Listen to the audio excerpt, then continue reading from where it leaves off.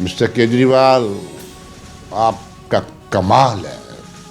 बेशर्मी की सारी हदें आपने पार कर दी। ये बात मैं इसलिए बता रहा हूँ कि किस लेवल तक ये व्यक्ति सत्ता में आने के लिए गिर सकता है। जो वायदा किया था पंजाब की महिलाओं के साथ कि 18 साल व उससे अधिक की उम्र की जो महिलाएं हैं उन सभी को उनके खाते के अंदर 1000 रुपये महीना पहुंच जाएगा। उसके अंदर बहुत दागी नेता हैं जो पत्नी के सहारे क्षेत्र के लोगों पर दबाव बनाकर लूट खसोट करते हैं, सरकारी ज़मीन पर कब्जा करते हैं। लेकिन मोदी जी ने उनको फिर टिकट दिया। वैसे भी कोई नहीं बिल जमा करा रहा दिल्ली के अंदर। सबको पता है कि चुनाव आएगा या फिर वो जो मार्च का महीना आएगा तो बिल सबके माफ होने हैं। एक परंपरा दिल्ली में कांग्रेस के टाइम से चली आ रही है। आप देख रहे हैं पारदर्शी सफर। नमस्कार, कैसे हैं आप? ठंड बहुत पड़ रही है, आपको भी महसूस हो रही होगी। लेकिन इस चुनावी माहौल के अंदर सभी लोग ठंड भूलकर टीवी से चिपके हुए हैं या अखबारों में खोए हुए हैं या फिर यूट्यूब के अंदर जो भी पसंद उनको न्यूज़ आ रही है उसको देख रहे हैं। ऐसा मेरा कहना है। इस वीडियो को अधिक से अधिक देखना, शेयर भी करना, क्योंकि कुछ काम की बातें मैं करने जा रहा हूं आजकल की पॉलिटिकल स्थिति पर। अखबार में बयान है कि पानी के बिल जमा मत कराना, और इसी प्रकार से आपके टेलीफोन पर रोज़ाना दर्जनों बार कॉल आती होंगी कि मैं अरविंद केजरीवाल बोल रहा हूँ, नमस्कार जी, फ़ोन मत काटना, मेरी बात पूरी सुने। जब मैं जेल में था तो इन्होंने आपके पानी और बिजली के गलत बिल भेज दिए थे। पानी के बिल जमा मत कराना, जो लाखों में हजारों में आए हुए हैं। क्या निष्कर्ष निकाला आपने? बिल जमा करा रहे हैं या नहीं करा रहे हैं? वैसे भी कोई नहीं बिल जमा करा रहा दिल्ली के अंदर। सबको पता है कि चुनाव आएगा या फिर वो जो मार्च का महीना आएगा तो बिल सबके माफ होने हैं। एक परंपरा दिल्ली में कांग्रेस के टाइम से चली आ रही है, चाहे सरकार में कांग्रेस रही हो, बीजेपी रही हो, और अब पिछले 10-11 साल से आम आदमी पार्टी है। लेकिन सोचने का विषय ये है कि पहली बात तो आप जेल क्यों गए? कि मैं जेल चला गया था उसके पीछे से हो गया। जब आप जेल चले गए थे इसका मतलब आपकी पार्टी में आप यदि जेल में हैं तो पीछे से कुछ हो नहीं सकता। अरे सरकार तो थी, आपके मंत्री तो थे, आपके एमएलए तो थे, किसने गड़बड़ करा दी? दिल्ली जल बोर्ड आपके अधीन है, वाइस चेयरमैन आपका है, चेयरमैन आप खुद हैं या मुख्यमंत्री हैं। चेयरमैन होती है, होता है। मिस्टर केजरीवाल, आपका कमाल है। बेशर्मी की सारी हदें आपने पार कर दी, पहले भी की हैं। मित्रों, दोस्तों, याद करो 2013 में भी केजरीवाल ने कुछ ऐसा ही कहा था जब ये पहली बार चुनाव लड़ रहे थे। आपको याद होगा कि बिजली के खंबे पर चढ़कर जिनके मीटर कटे थे उनकी तार जोड़ने का एक ड्रामा हुआ था। मैं भी बहुत खुश हुआ था कि बहुत दिलेर आदमी है भाई। बिजली कंपनियों द्वारा जो लूटा जा रहा है जनता को, उसके लिए एक मसीहा बनकर केजरीवाल आया है और बड़ी बड़ी घोषणाएं की, अखबारों ने छापा, टीवी मीडिया ने दिखाया कि कोई भी अपना बिल जमा ना कराए। और कुछ ऐसा हुआ कि ये मुख्यमंत्री बन भी गए, चाहे बने कांग्रेस के समर्थन से, जिनके बारे में ढेरों गालियां देते थे, कोसते थे और बच्चों की कसम खाते थे कि ना समर्थन दूंगा, ना समर्थन लूंगा। मतलब ये बात मैं इसलिए बता रहा हूँ कि किस लेवल तक ये व्यक्ति सत्ता में आने के लिए गिर सकता है। तो बात उसी पर आता हूँ कि क्या रहा था बिजली के बिलों का। जिन भोले भाले लोगों ने या चालाक लोगों ने या समझदार लोगों ने बिल जमा नहीं किए थे, क्या उनके बिल माफ हुए? क्या उनके कनेक्शन जुड़े? मैं उस चीज़ का गवाह हूँ क्योंकि उस सरकार में मैं भी था और इन्हीं महाशय की पार्टी का एमएलए था और इनके द्वारा दी गई टिकट पर ही रोहिणी से चुनाव जीता था। मुझे मालूम है वर्कर आकर रोते थे कि भाई साहब 25,000 का बिल है, था तो उस समय 3,000 का, लेकिन 25 का हो गया साल भर में, बढ़ते बढ़ते बढ़ते बढ़ते। कोई कहता है 20 का है, कोई कहता है 10 का है, कोई कहता है बिजली कटी पड़ी है। क्या हुआ? सभी को बिल जमा कराने पड़े थे, और बहुत सारे वर्कर के लिए, वॉलंटियर के लिए, वोटर्स के लिए, क्योंकि कॉन्स्टिट्यूंसी का मामला था और नेता सबसे कमज़ोर होता है, लालची होता है। वो हालत मेरी भी थी, और मैं लोगों से चंदा इकट्ठा कर कर उन लोगों का बिल जमा कराने का काम किया था। और अब ये कह रहा है कि पानी के बिल मत जमा कराओ। केजरीवाल साहब, पानी के बिल तो लोग वैसे भी जमा नहीं करा रहे, आप कहो या ना कहो, लेकिन जल बोर्ड की जो हालत आप समझ सकते हैं कि जल बोर्ड के अंडर आता है, सीवरेज सिस्टम भी जल बोर्ड के अंदर आता है। लेकिन मैं रोहिणी और दिल्ली की उन कॉलोनियों के बारे में बात करूंगा जिनके अंदर जो 1980, 81, 82 में बसी थी, और उस समय यहाँ पर जल बोर्ड ने सीवर की लाइन डाली थी, और आज वो सारी की सारी सीवर की लाइन कलेप्स कर चुकी हैं, कलेप्स हो चुकी है। क्यों? वो कलेप्स इसलिए हो चुकी हैं, पहले बिल्डिंग बनती थी 2.5 मंजिल तक अलाउड था, जो भी एक क्राइटेरिया था, मास्टर प्लान के तहत 66% कवर कर सकते थे। लेकिन बाद में वही, चाहे केंद्र सरकार हो, चाहे स्टेट की गवर्नमेंट हो, वो वोट के लिए लोगों को दिखाती है हम सुविधाएं दे रहे हैं, वास्तव में वो पर्यावरण और सिस्टम का नाश कर रहे हैं। आज दिल्ली के अंदर आप 4 मंजिल मकान बना सकते हैं, पार्किंग कंपलसरी है। अब आप देखिए, जहां 2.5 मंजिल बिल्डिंग के अंदर 2 या 3 परिवार रहते थे, आज कितने परिवार 4 मंजिल में रह रहे होंगे, और उनका जो सीवरेज का जो नाली में जो जाएगा, सीवरेज सिस्टम जो इस्तेमाल करेंगे, उसमें कितना लोड बढ़ जाएगा फ्लो के अंदर, आप समझ सकते हैं ना।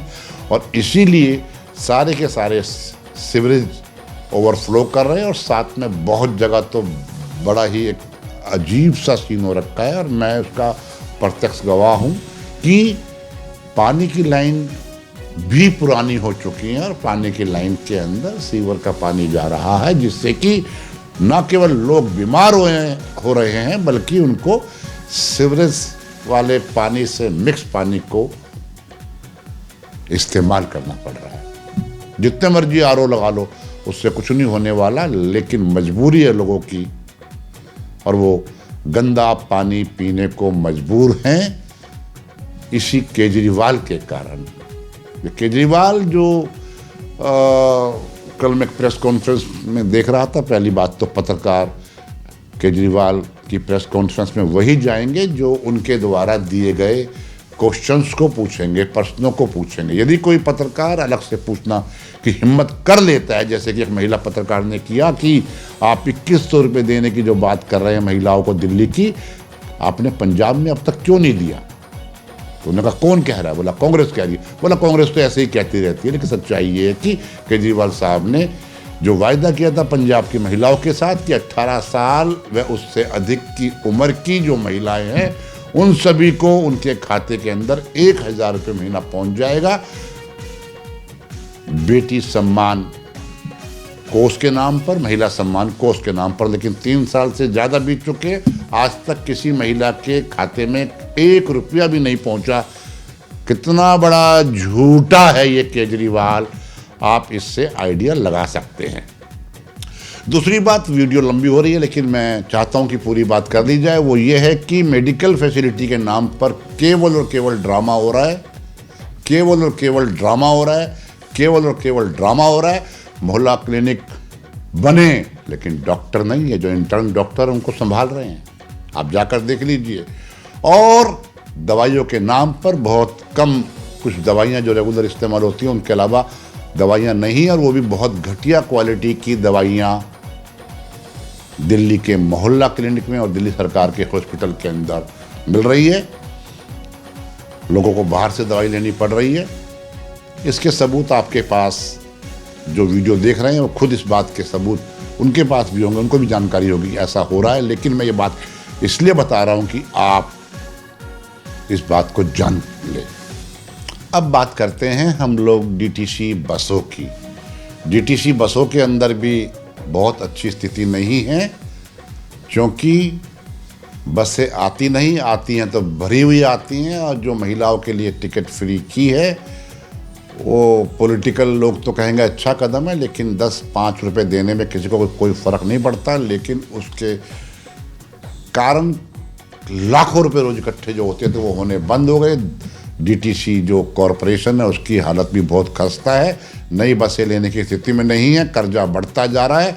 और तो और ये जो इलेक्ट्रिक बसेस दिल्ली में चल रही हैं वो कहीं ना कहीं पांव पसार कर खड़ी है, क्योंकि उनकी मेंटेनेंस नहीं हो पा रही है। मामले बहुत सारे हैं। बीजेपी के लोग भी कोई दूध के धुले हुए नहीं हैं, वो भी तरह तरह के जुमले छोड़ रहे हैं। अभी मैंने एक लिस्ट देखी है जो चुनाव में उन्होंने जारी की है अपने एमएलए चुनाव लड़ने के लिए, और उसके अंदर बहुत दागी नेता हैं जो पत्नी के सहारे क्षेत्र के लोगों पर दबाव बनाकर लूट खसोट करते हैं, सरकारी ज़मीन पर कब्जा करते हैं।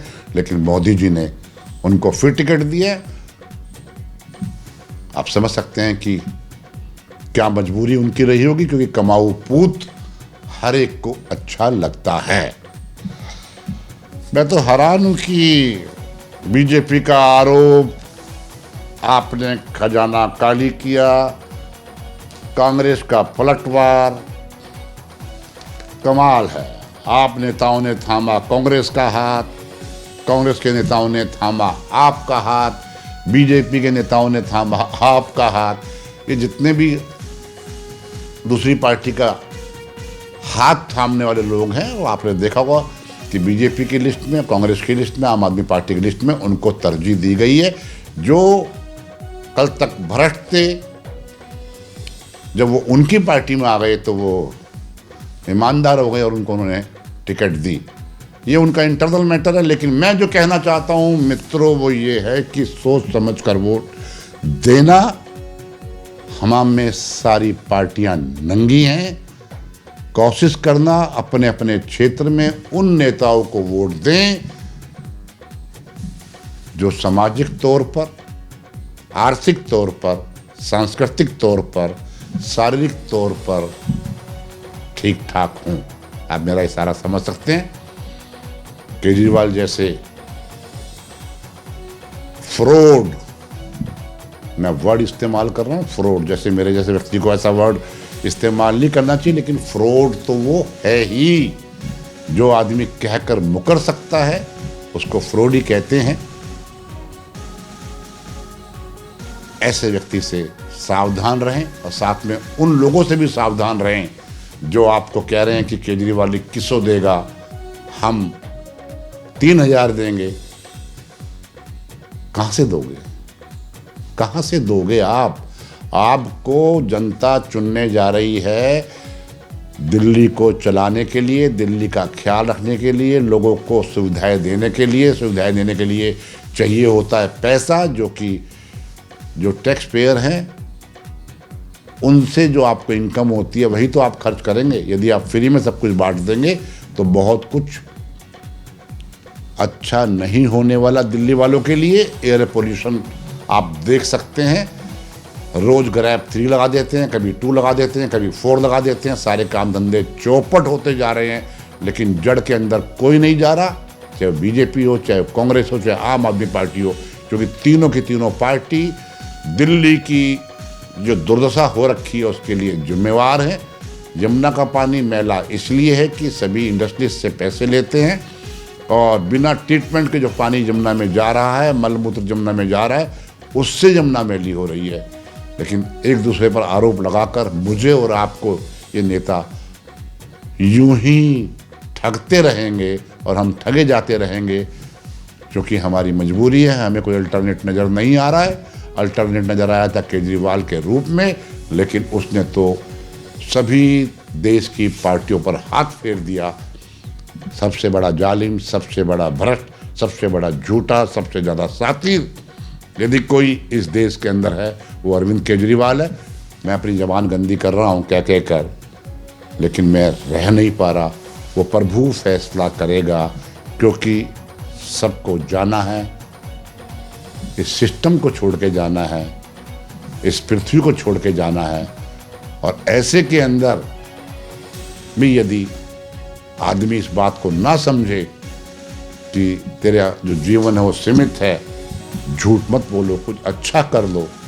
क्योंकि मंदिरों में जा रहे हो आप, हनुमान मंदिर जा रहे हो, कभी मरघट वाले में जा रहे हो, कभी ग्रंथियों के क्या वो फार्म भरवाने के लिए गुरुद्वारे में जा रहे हो, कभी चर्च में जा रहे हो, कभी मस्जिदों में जा रहे हो। जिन सब का संदेश एक ही है, मानवता की सेवा करें, मानवता की सेवा करें। लेकिन आप सत्ता के लिए किसी भी स्तर तक गिर रहे हैं, ऐसे नेताओं से मैं कहना चाहूँगा कि आपकी मर्जी, जैसा आप ठीक समझें, लेकिन पब्लिक सावधान हो जाए, अच्छों को चुने, सच्चों को चुने। इस अपील के साथ इस वीडियो को ख़त्म करता हूँ। आपका धन्यवाद। जय हिंद, जय फौजी।